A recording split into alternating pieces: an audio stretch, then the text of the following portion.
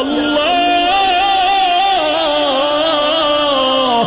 আমি আল্লাহ তো তোর মুহাব্বতের জন্যই প্রথম আসমানে তাজাল্লি দিয়ে দিলাম, চাইতে দেরি আমি আল্লাহ তোকে দিতেও দেরি করব না। কত গভীর রাতে আল্লাহর নবী বলেন, আমি রাতের বেলা ঘুমায় গেলাম এশার নামাজ পড়ে, হঠাৎ আমার কাঁচা ঘুমের মধ্যে কান্নার আওয়াজ আসতেছে, আমার কানের মধ্যে ঘুম ভেঙে গেল। এই রাতে কে কাঁদে আর আমার ঘুম ভাঙলো? নবী বলেন, আমি উঠলাম, নজর করে দেখলাম আমার মাথার পিছনেই তো মসজিদে নববী। আমি দেখি ওখানে একজন আল্লাহর বান্দা রাতের গভীরে নামাজে দাঁড়ায় দাঁড়ায় কান্না করে। আমি দরজার কিনারায় অপেক্ষা করি, নামাজ শেষ। আমি ভাবতেছি মনে হয় অন্য কেউ, তাকায় দেখি না না, জান্নাতের 1 নাম্বার সাহাবী আবু বকর নামাজে দাঁড়ায় গভীর রাতে কান্না। আমি আবু বকরকে দেখলাম, আবু বকর আমারে দেখে চমকে উঠলেন, ইয়া রাসূলুল্লাহ, এই গভীর রাত আপনি কি ঘুমান নাই? বলে, তোমার কান্নায় ঘুম ভেঙে গেল। ও আবু বকর, তুমি কাঁদলা কেন? আবু বকর বলেন, ইয়া রাসূলুল্লাহ, মালিকের আদালতে কেমনে দাঁড়ায় হিসাব দিব সেই ভয়ে কান্না করতেছিলাম। আমার আল্লাহর আদালতে কেমনে দাঁড়াবো? নবী বলেন, কেন? আপনার তো জান্নাতের টিকিট রেডি, 10 জনের প্রথম আপনি।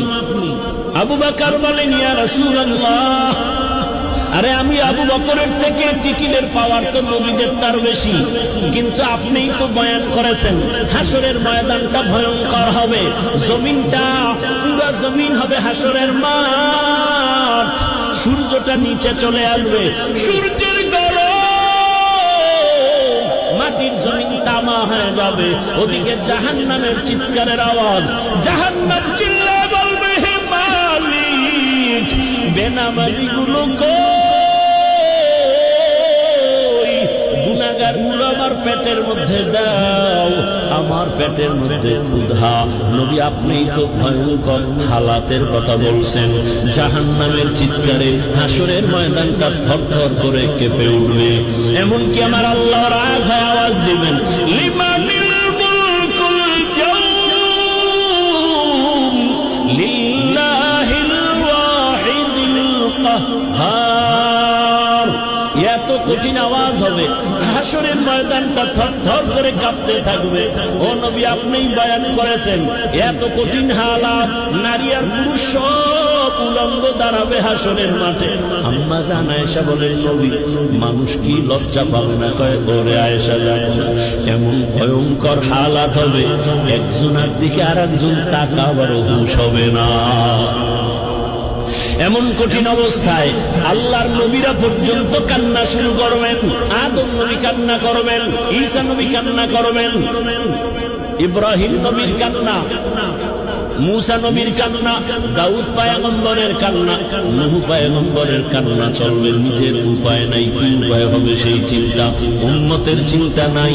ইয়া রাসূলুল্লাহ, এক পর্যায়ে আল্লাহ আবার একটা কঠিন আওয়াজ দিবেন, ওয়ামতাজুল ইয়াউমা আইয়ুহাল মুজরিমুন।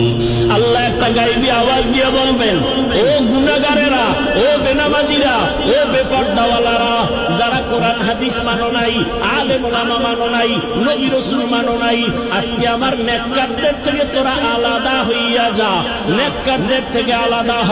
গুনাহগারেরা ভয়ে আলাদা হবে না। আল্লাহ বলবে, আমি কুদরতি ভাবে বাঁচুনি দিব, বাঁচতে গিয়া যখন ধরে ফেলবো, ওই গুনাহগার গুলো বাতাসের মতো উড়িয়া উড়িয়া জাহান্নামের রাস্তায় পড়বে।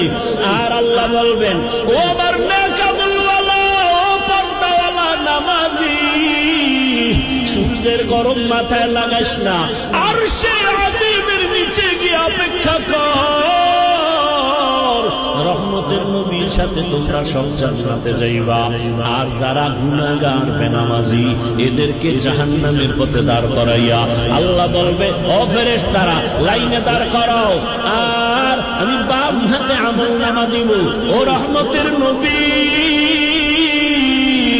আল্লাহ যদি আমি আবু বকরকে ডাইকা বলে, আবু বকর আমার জান্নাত চাইয়া কি নিয়ে আসছো বলো। আমি যদি বলি আল্লাহ তোমার জান্নাতের মহাব্বতে তোমাকে পাওয়ার জন্য নামাজ রোজা তেলাওয়াত জিকির নিয়ে আসি। আল্লাহ যদি বলে আবু বকর আমি যেইভাবে নামাজ চাইছি ওইভাবে হক আদায় করে নামাজ আদায় করো নাই, আমি যেইভাবে রোজা চাইছি ওইভাবে হক আদায় করে তুমি রোজা আদায় করো নাই, তোমার আমল আমার কাছে পছন্দ হয় নাই, সাথে সাথে আমার উপরে জাহান্নামের অর্ডার জারি হয়ে যাবে। ওই সময় আমি আবু বকরের কি উপায় হবে? চোখের পানি ছেড়ে কান্না করি, ও পয়গম্বর দোয়া করবেন আল্লাহর আদালতে যেন নাজাতের রাস্তা খুলিয়া যায়।